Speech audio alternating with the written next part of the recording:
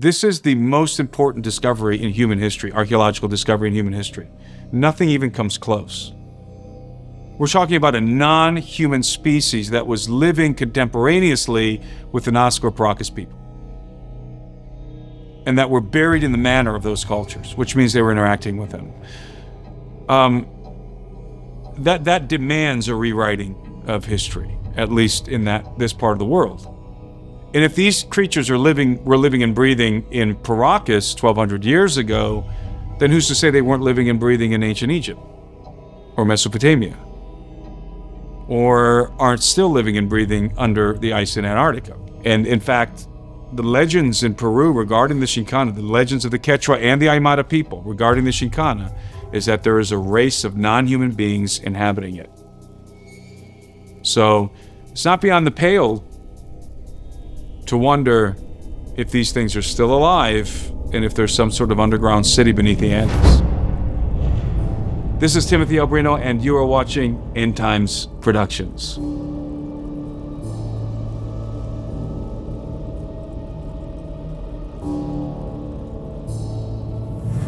So I recently returned from an expedition in Peru. Part of the reason why I went down there was because I was invited by Professor Roger Zuniga from the University of Ica to come and examine the so-called tridactyl beings, these three-fingered mummies that are in the possession of the university. And I accepted the invitation, and I traveled to Ica. Ica is in the desert. It's kind of between Paracas and Nazca, the Palpa area. And it's an extreme desert. I mean, it looks like the surface of Mars. It's a very interesting environment. And because it's so dry, it's one of the driest places in the world, you have extraordinarily well-preserved mummies and desiccated bodies. And it's really desiccated bodies more than mummies. So this is where you find in the Paracas, Ica, Palpa region of Peru, this is where you find a lot of the mummies, the Paracas mummies and the Nazca mummies.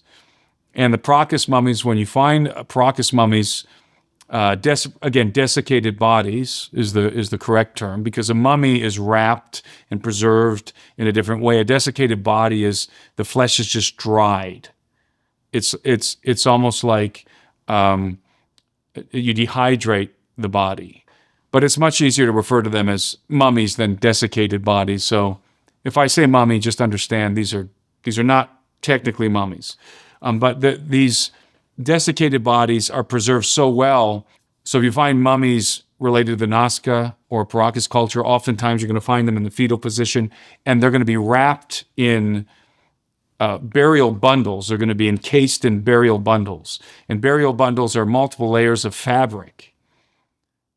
And inside the fabric is this mummy in the fetal position.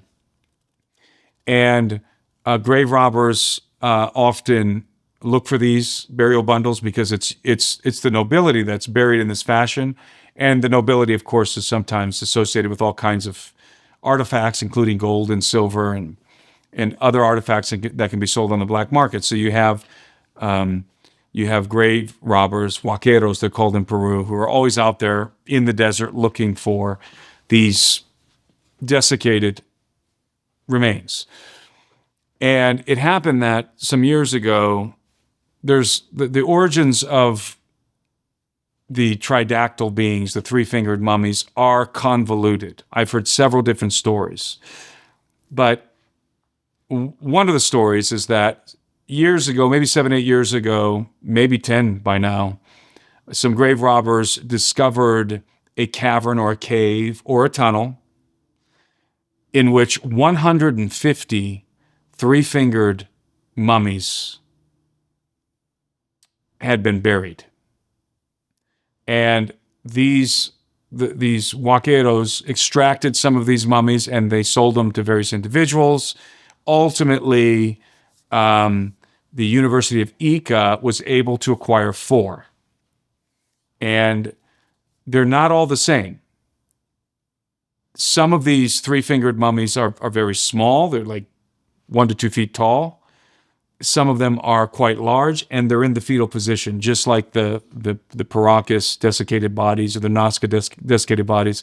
They're in that fetal position, and they were discovered in mummy bundles, I was told by some of the professors at the university. Although, remember, the origins are convoluted. I've heard other stories, and I think I've heard the real story, which probably won't publicize just yet. But understand that many of these things were discovered. Some are small, some are large. They look different. The similarity is that they have 3 fingers. The small ones and the large ones look different. And so when I went to the university in Ica, I examined these mummies, and I approached the large one first, and it was in a case. It was in a glass case. And I was immediately struck with the sensation, let's say, that this thing was living and breathing at some time in the past. Now, I don't have any scientific reason to believe that that was in fact the case.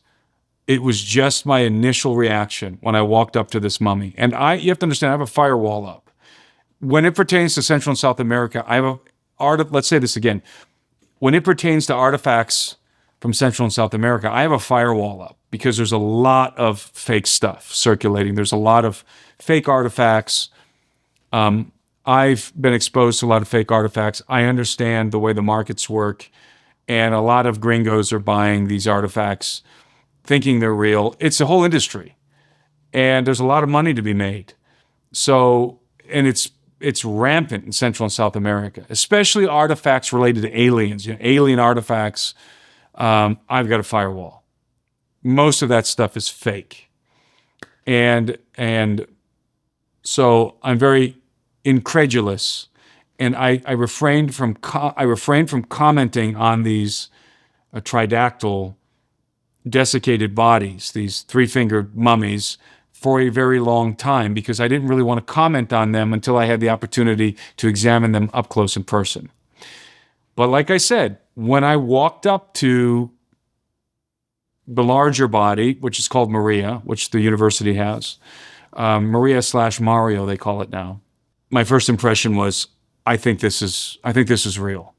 I think this was a living, breathing entity.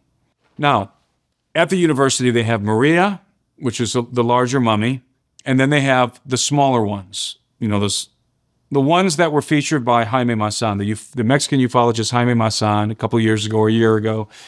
He had this press briefing, which went viral on the internet because he unveiled. There were members of the Mexican Congress there. He unveiled the alien bodies there, right? The little ones that are 2 feet tall. They have 3 fingers, and the university had 2 of those.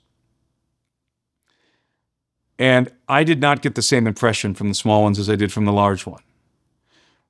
The anatomy of the larger mummy, and I call it a larger mummy because although it's in the fetal position, if that thing were to stand up, it would be typical stature of the natives in Peru. Probably 5'6", somewhere around 5'6", 5'7", maybe. You have to understand that, because it's dried out, it's shrunk. The anatomy of Maria, the larger mummy, looks functional to me.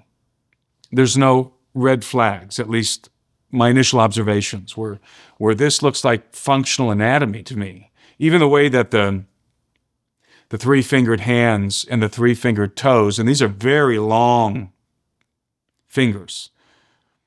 Even the way that the bones connect to the wrists and to the ankles. It seems very natural, that the anatomical flow seems very functional to me. Whereas the smaller ones, they seem very rigid, and I don't get the same feeling. The anatomy seems off. Now, I'm not a professional. I don't work with human anatomy. I'm not a doctor. I'm not a forensic scientist. These are just my, as a layperson, my initial observations. But the small ones, they just don't look like they have functional anatomy. They don't look like they were living and breathing at some time. They look very rigid, and the joints they just look off to me. I can't imagine those things having flesh on them and walking around and actually functioning as living beings.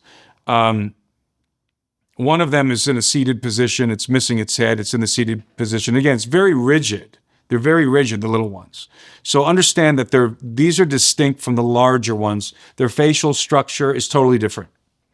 The small desiccated bodies have a flat face, and they look like the aliens from the Steven Spielberg movie. I can't recall the title of it, but they look exactly like that.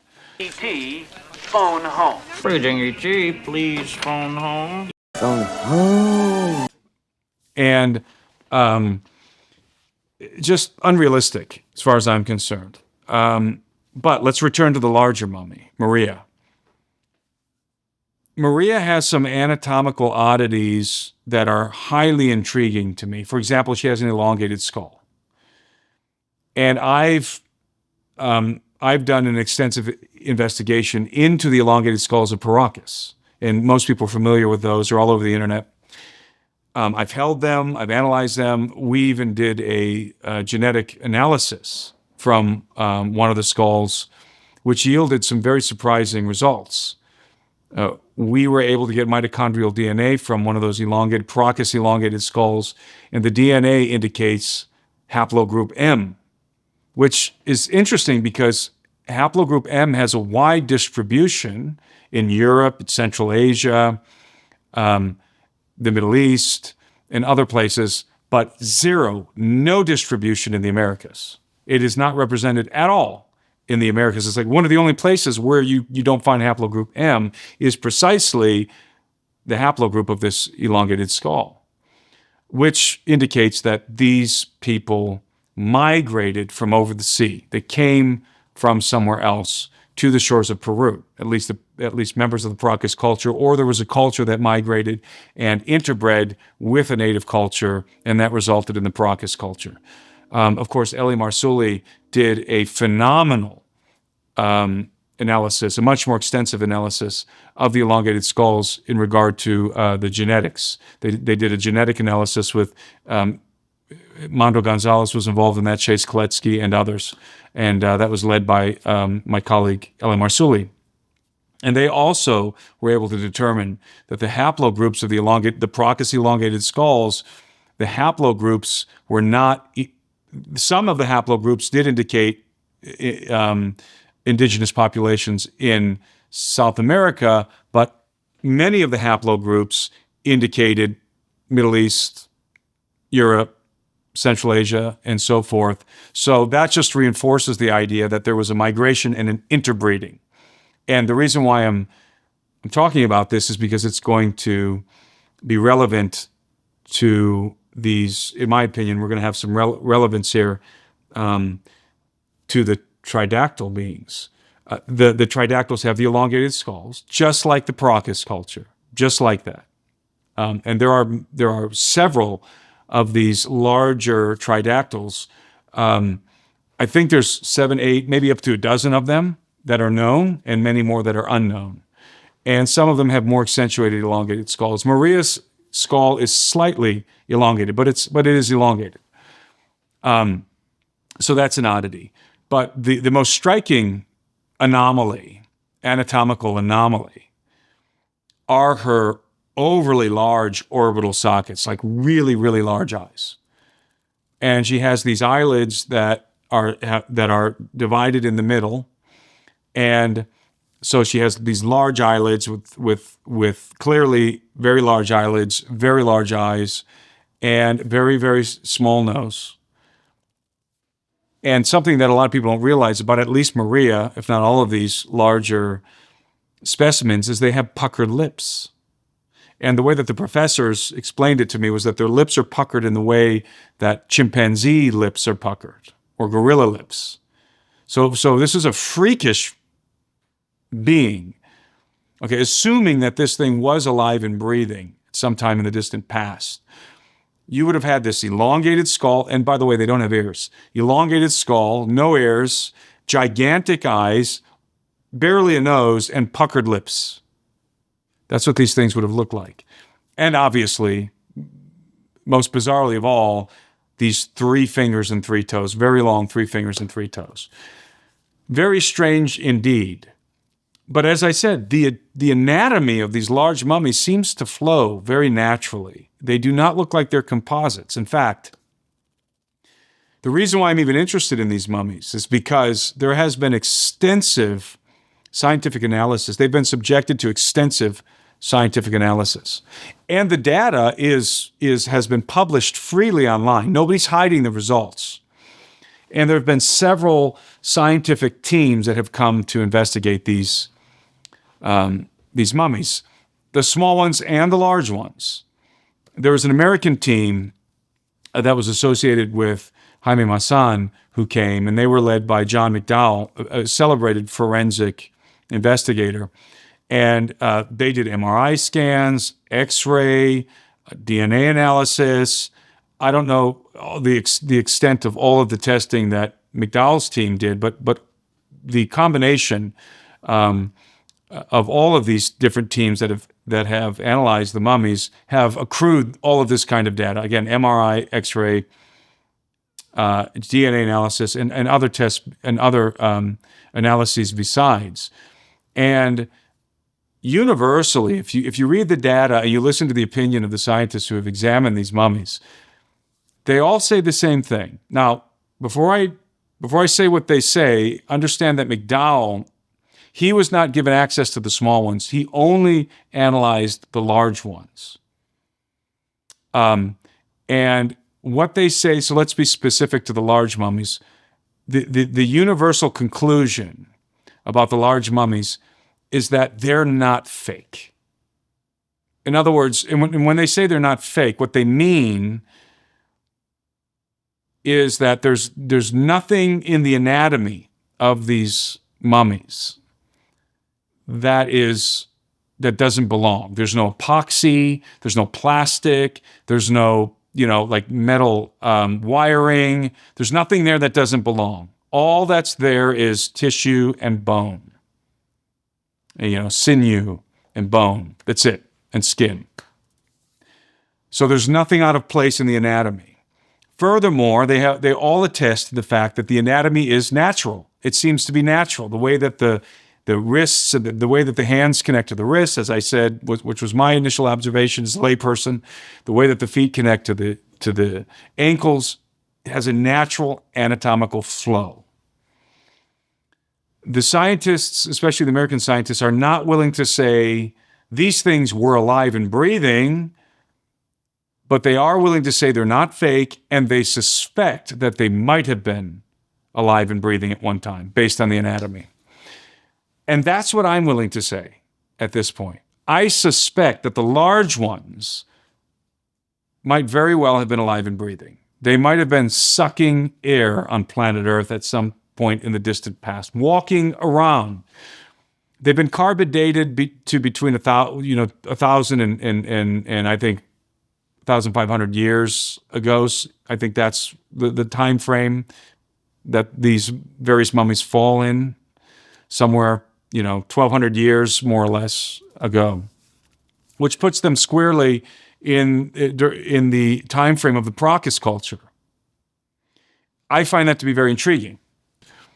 And one of the most interesting things that Dr. Zuniga told me was that the DNA analysis across the board was indicating 30% human DNA, 70% anomalous.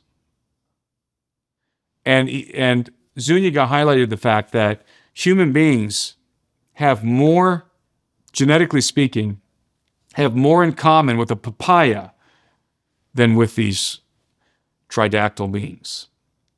We share about 40% of our DNA with a papaya, according to Dr. Zuniga. So that's very interesting. And when we talk about anomalous DNA, we're talking about DNA that does not conform to any known creature on planet Earth. It's anomalous. It's unknown. Zuniga and his colleagues at the University of Ica are unequivocally convinced that these mummies are real, in the sense that they were living and breathing, including the small ones. Now, again, my initial observation is I'm persuaded at this point, based on my initial observation of these desiccated bodies, that although I do believe the large ones very well could have been living, breathing beings, I am not persuaded that the small ones were living, breathing beings. I think, and I always reserve the right to change my mind. It's just my sense. And again, I don't. This isn't based on the data, because the professors in Peru will tell you that the data indicates that they're all real in that sense. They were all living at some point in the distant past, about 1,200 years ago. But my sense is that these smaller mummies are effigies of the larger ones, and that they were buried with the larger ones for some sort of ritualistic purpose. So they're like, you can think of them maybe as ancient dolls. They're effigies, they're facsimiles of the larger ones. And if that's the case, then they're composites of different kinds of animals, replicas of the larger ones. That's just as I keep saying, that's just my impression. Now, when I came home from Peru, I pulled up some interviews by Dr. McDowell, and I was very interested to discover that's his opinion as well. He is leaning in the direction, based on interviews I listened to him. Of him. He seems to be persuaded also that although he thinks there's a very strong possibility the large ones are real in the sense that they were living beings, the small ones appear to be dolls or effigies. So they drew this. At least the guys from the American team drew the same conclusion. Now, it's possible that the small ones are real in that sense as well, that they were also living. It's very possible. Again, Zuniga and his colleagues are totally convinced that they're all real. All 150 of them are real. And I asked him to describe some of the anatomical anomalies of both the large specimens and the small ones. And he began to rattle off just a very impressive list of oddities. And the beings are humanoid, generally speaking. They're humanoid, they're bipedal. But a lot of the bones and the positions of the bones and the musculature and the skin is totally divergent. It's totally different than the human species. The skin, he was telling me, is much more reptilian than human. It seems to be textured like a lizard, basically. The configuration of the rib cage, the configuration of the neck, and some of the other skeletal structure of the anatomy is quite different than ours.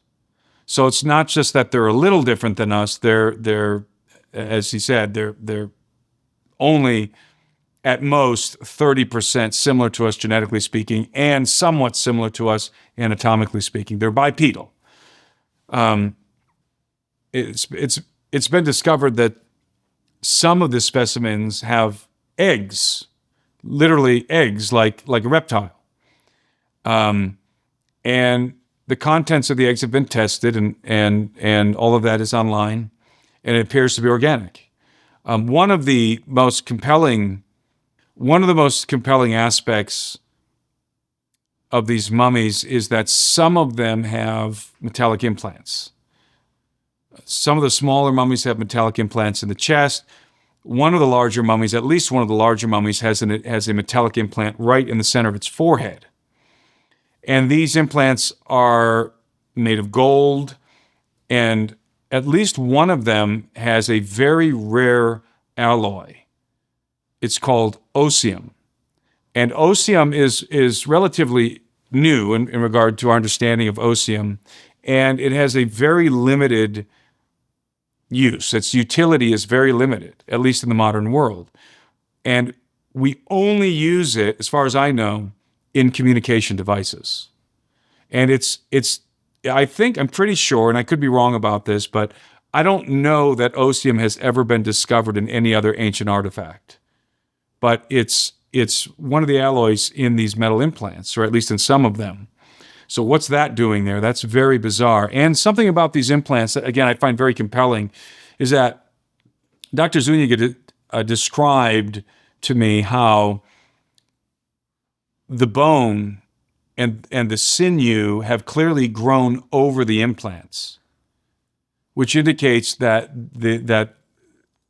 they were implanted while this thing was alive, resulting in the bone. That's the only way that the bone would grow over the implants. So that I find that very compelling.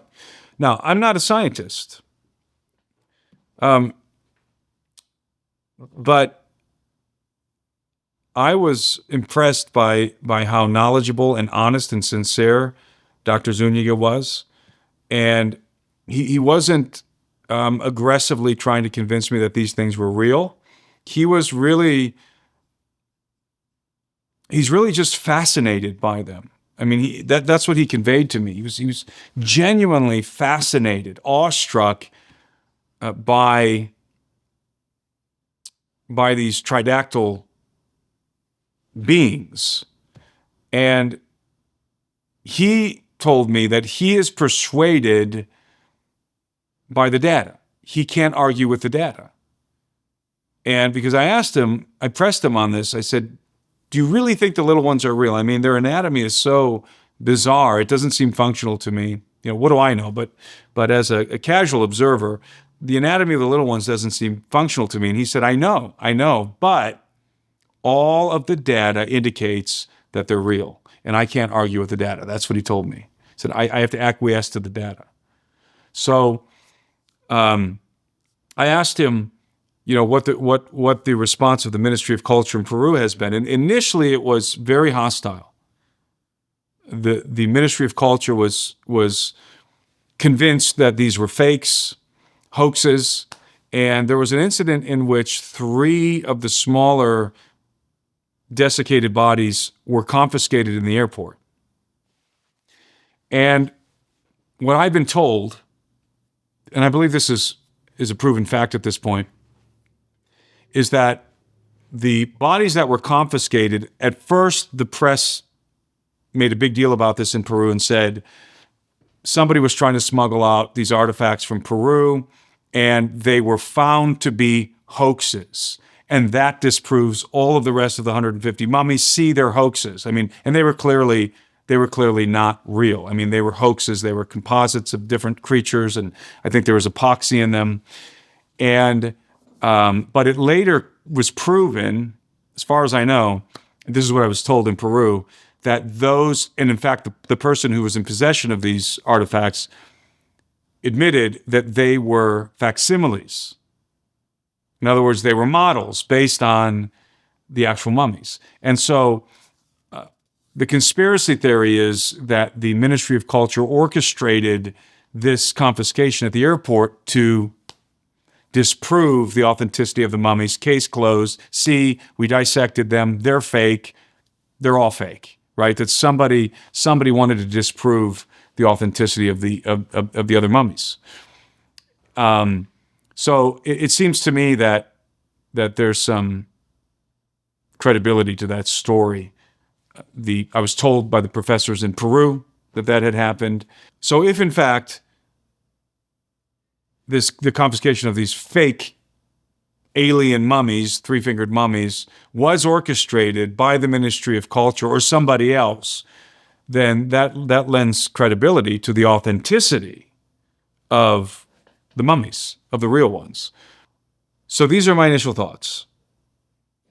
I reserve the right to change my mind.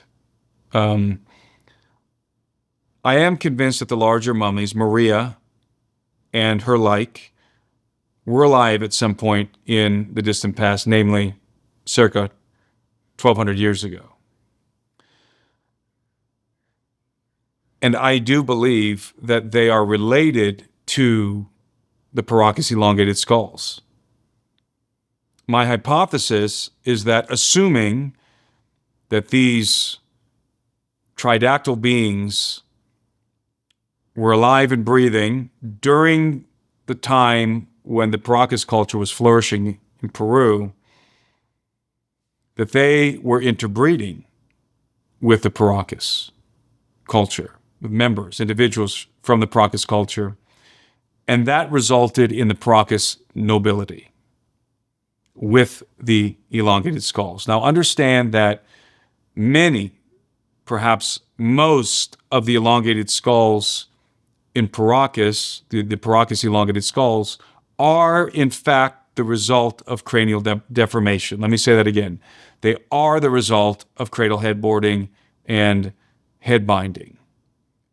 Artificial cranial deformation is the correct explanation for the majority of the elongated skulls. However, I am persuaded that the noble class, that the elongation of their skulls, which is much more accentuated, they have much larger craniums, is the result of a genetic variation.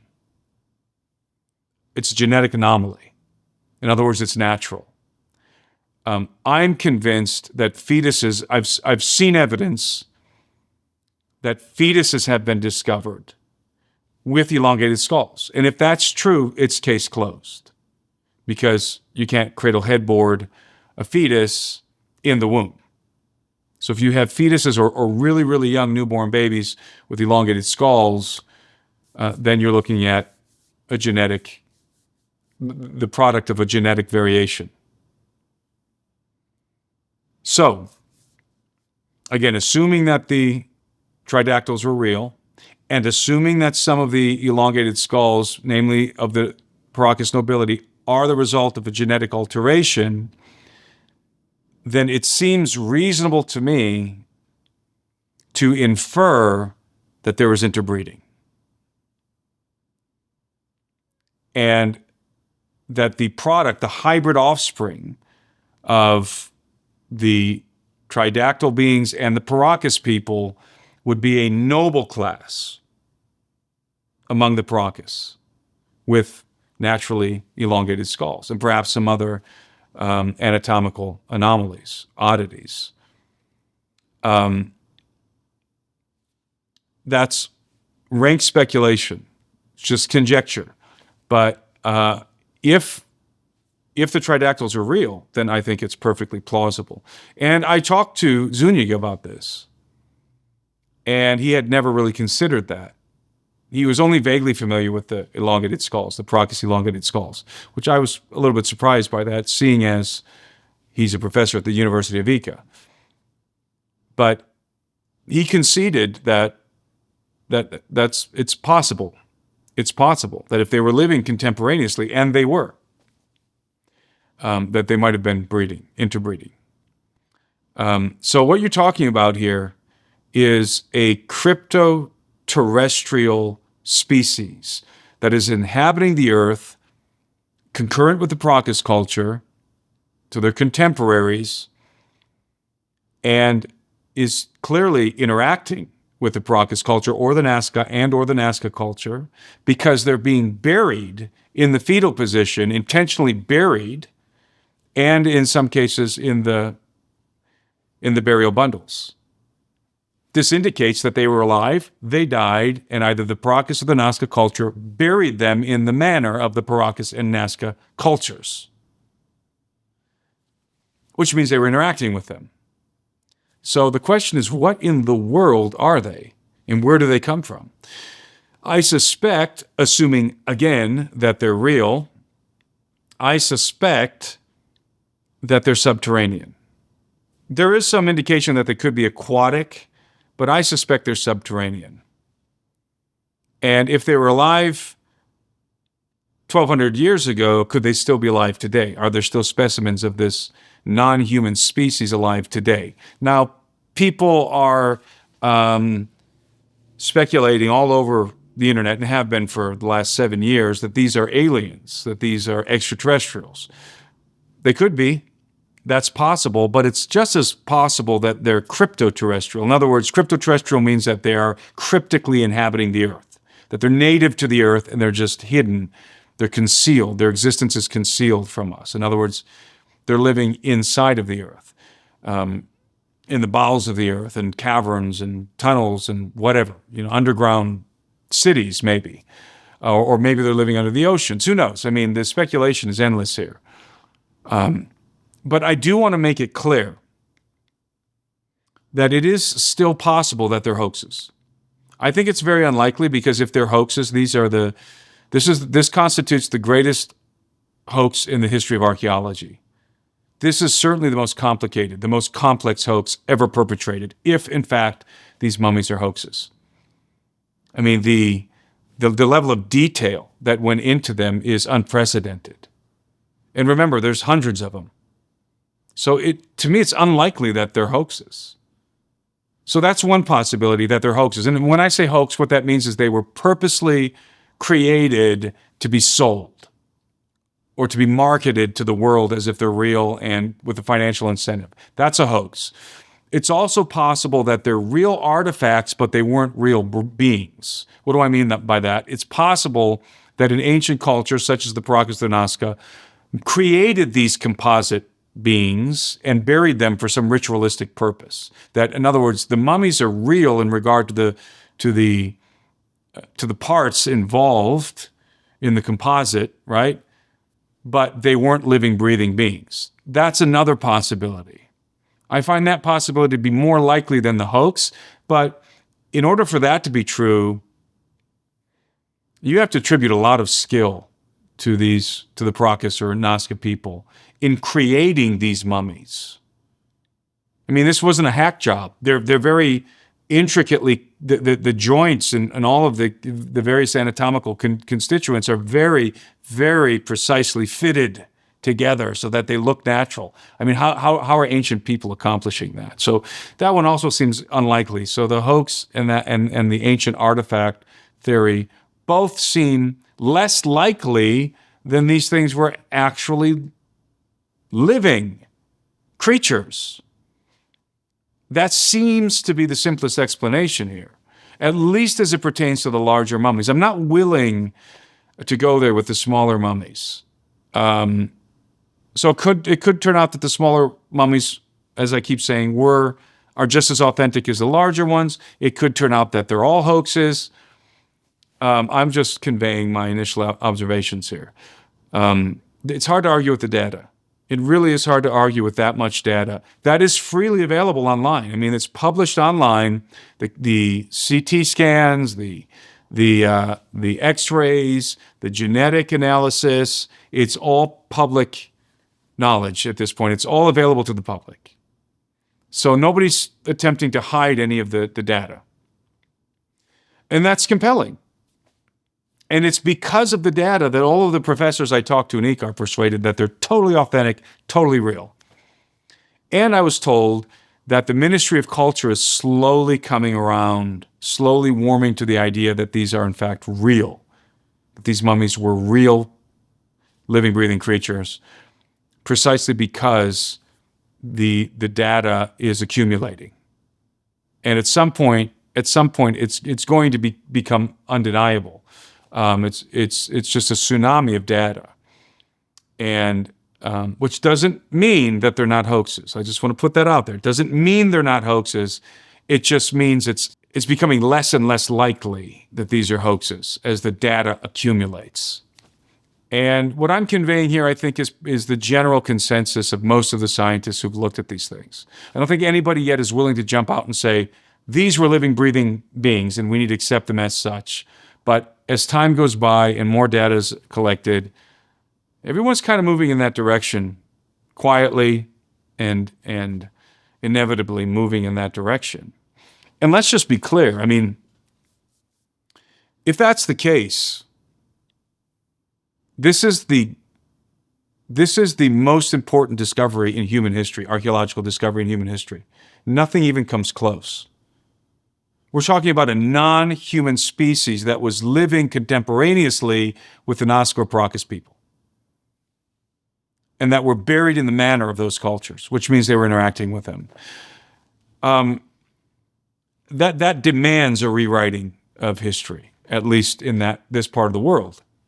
And if these creatures were living and breathing in Paracas 1,200 years ago, then who's to say they weren't living and breathing in ancient Egypt or Mesopotamia, or aren't still living and breathing under the ice in Antarctica or something like that? I mean, all bets are off. We don't really know, and anything's possible at that point. Could they be extraterrestrials? Certainly they could be. I mean, they could be anything.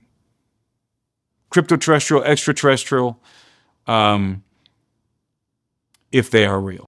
There's an interesting connection between the discovery of these tridactyl mummies and something I discovered in Peru in 2019. We were in Peru working on a film project, myself, my partner Gary Haven, and our crew. And at the time, we were driving into the desert of Pisco, which is, you have the desert of Pisco, Paracas, and Ica, the Palpa area. It's generally the same area. I mean, it's the same sort of terrain. And we were driving from the city of Pisco to this lake called Lake Morón. And at the time, we were looking for treasure. We were filming a treasure hunt, and we were looking for Inca treasure in the lake. And our route to and from the lake, we would pass an archaeological site called the Chongos necropolis. And the Chongos necropolis, it's not like it's not a roped off archaeological site. It's totally open, and it's the main feature of the site is an adobe pyramid, a large adobe pyramid, and it's in ruins, but it's an adobe pyramid. It's pretty impressive.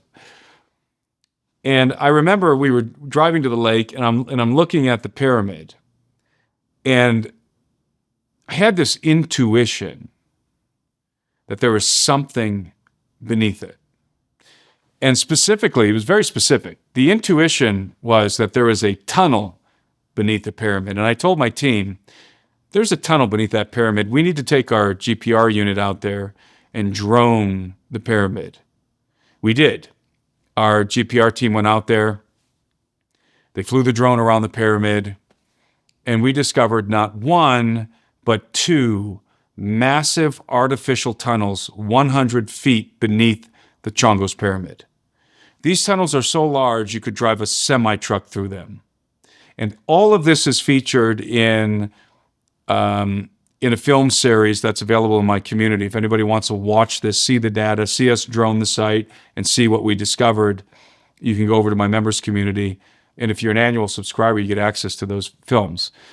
And we have the 3D renderings of the tunnels through our GPR technology. And I mean, they're huge. And we have no idea how far they go. But they're there. There's two massive tunnels, and they're sort of crisscrossing beneath the pyramid. And understand that the Chongos necropolis, archaeologists believe that was the center of the Paracas culture. So this was built by the Paracas people. And all around the Chongos necropolis, you can find elongated skulls sticking out of the sand, sticking out of the desert floor, or fragments of elongated skulls with red hair. That's one of the features of the Paracas people, that they had red hair. And you find burial bundles or fragments of burial bundles all over the place, and just shards of bones just laying everywhere. It's a necropolis. It's basically a graveyard. And we detected a bunch of burial bundles, by the way, around the necropolis during our scan. We could see the burial bundles, and we could see the mummies inside of them in the fetal position. And so this is the Paracas culture. And I learned later on from a particular source, this individual likely is the guy who discovered the mummies, not the Huaquero, not the grave digger, but this other guy that I've been interfacing with. He told me that in reality, the mummies were not discovered in a cavern or in a cave. They were discovered in a very large tunnel, deep underground. And I told him about what we had discovered at Chongos, and he was intrigued, to say the least. And after communicating with him for a while, by the way, he has specimens in his own collection. He has specimens himself that he's been analyzing because he discovered them or was involved in the discovery of these mummies. He's not told anybody where he's actually discovered them. He's put out misinformation so that nobody could go back and screw with the site, especially grave robbers or the Ministry of Culture. He's kept it hidden. So he's purposely seeded misinformation. This is what he told me. And he also told me that I explained to him, I expressed to him what my initial thoughts about these mummies and my hypothesis that this tridactyl species was interbreeding with the Paracas people. And he was astounded because that is precisely what he believes. And furthermore, he believes that they're subterranean and that they're still alive. And he and I discussed a joint expedition into the desert to go down into the tunnels and thoroughly explore them. So that's something that let me rephrase that. I got to be careful. Let's just leave it there. So I find that very interesting. I think that I know that the tunnels exist. I detected them with my equipment. And if in fact these beings were discovered in one of these tunnels go somewhere. Where do they go? Maybe they just connect, the important cities, the Paracas and Nazca people, or maybe they go to some kind of underground city. Maybe they connect to the Xincana. And in fact, the legends in Peru regarding the Xincana, the legends of the Quechua and the Aymara people regarding the Xincana, is that there is a race of non-human beings inhabiting it.